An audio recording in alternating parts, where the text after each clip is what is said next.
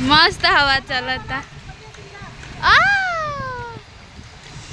आवा हो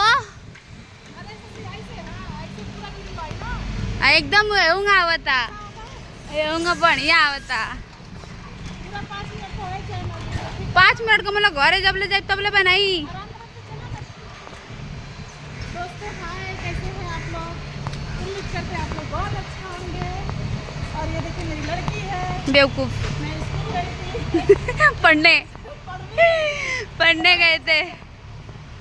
मोबाइल, हाँ देखो देखो पीछे, आराम से चला। और कुछ बोला था 12 बजे ज़्यादा हो गए हमारा। मेरे को भूख लगी है। भोजपुरी हो।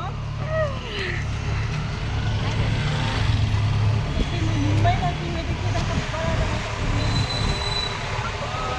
ये बड़ा बड़ा मुंबई का बिल्डिंग है। ये भाभी है और इनकी बेटी है और मैं क्या हूँ वो मुझे खुद को नहीं पता है।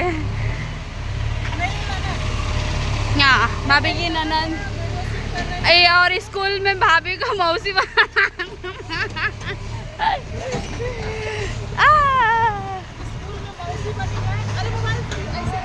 फिर तुम वीडियो में क्यों ऐसा कर रही हो?